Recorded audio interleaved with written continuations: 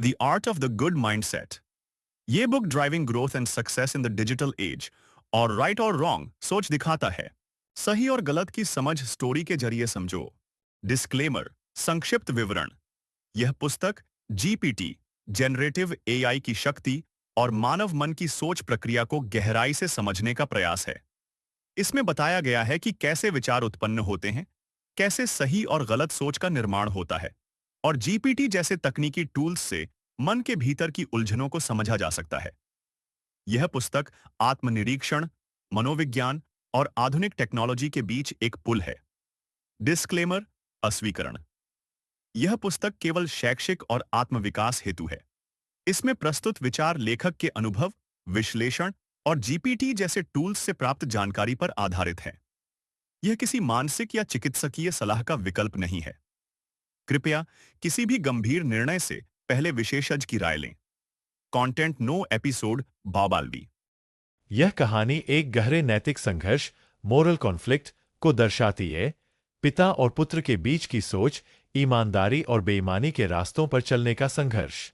कहानी की पृष्ठभूमि। एक पिता और पुत्र मिलकर एक दुकान चलाते हैं।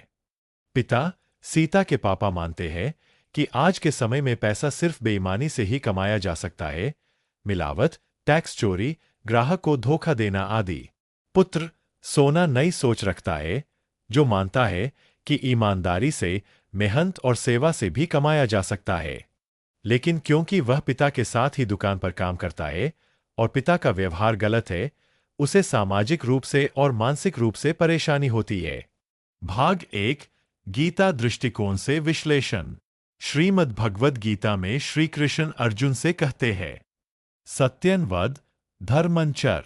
सत्य बोलो, धर्म का आचरण करो। गीता में यह स्पष्ट है कि कर्म का फल निश्चित है। अच्छा कर्म अच्छा फल देगा, बुरा कर्म बुरा। अपने कर्मों से ही व्यक्ति बंधता है या मुक्त होता है। इस दृष्टिकोण से देखा जाए तो पिता का रास्ता अधर्म का है। वे बेईमानी से अर्जन कर रहे हैं।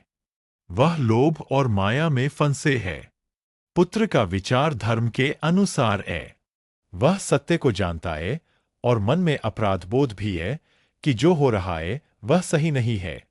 यदि पुत्र चुप रहता है तो सहभागी दोष लग सकता है, यानी जो अन्याय को देखकर भी चुप रहे वह भी दोषी माना जाता है। भाग 2, न्यायिक जुडिशरी दृष्टिकोण से। भारतीय कानून के अनुसार यदि कोई व्यक्ति, पिता, अवैध व्यापार, टैक्स चोरी, मिलावट, धोखाधड़ी करता है तो वह अपराध है। अगर पुत्र को पता है लेकिन वह रिपोर्ट नहीं करता या उससे लाभ उठाता है तो वह भी संविधान के तहत अपराध में सहयोगी माना जा सकता है। लेकिन यदि पुत्र स्वयं ईमानदारी से काम करता है, इन बेईमान कार्यों में भाग नहीं लेता और प्रयास करता है इसे रोकने का या दूर जाने का, तो कानूनी रूप से वह दोष मुक्त हो सकता है, लेकिन उसे प्रमाण, प्रूफ रखना जरूरी है। भाग 3, मनोवैज्ञानिक व सामाजिक दृष्टिकोण। पुत्र मानसिक रूप से द्वंद्व में है। वह जानता है कि गलत हो रहा है, लेकिन पिता का डर, समाज का डर या आर्थिक दबाव उसे मजबूर कर रहा है। यह स्थिति इनर गिल्ट और मेंटल ट्रॉमा पैदा करती है। अगर लंबे समय तक रहा तो यह व्यक्ति की सोच, चरित्र और आत्मसम्मान को नष्ट कर सकता है। इस स्थिति में क्या करना चाहिए? सही रास्ता। पिता से संवाद करें, बिना झगड़े के, सच्चाई और धर्म के मार्ग पर समझाने की कोशिश करें। प्रमाण इकट्ठा करें। अगर जरूरत हो तो स्वयं को कानूनी रूप से सुरक्षित रखने के लिए बेईमानी के कामों से अलग पहचान बनाएं। स्वतंत्र रास्ता अपनाएं। अगर बदलाव नहीं होता तो स्वयं की ईमानदार दुकान या व्यवसाय शुरू करने की योजना बनाएं। संघर्ष करें पर समझदारी से। गीता यही सिखाती है, संघर्ष करो लेकिन विवेक और धर्म से। निष्कर्ष, कंक्लूजन। पात्र, सोच, धर्म की दृष्टि से, न्याय की दृष्टि से। पिता, बेईमानी से पैसा कमाना, अधार्मिक, अपराधी।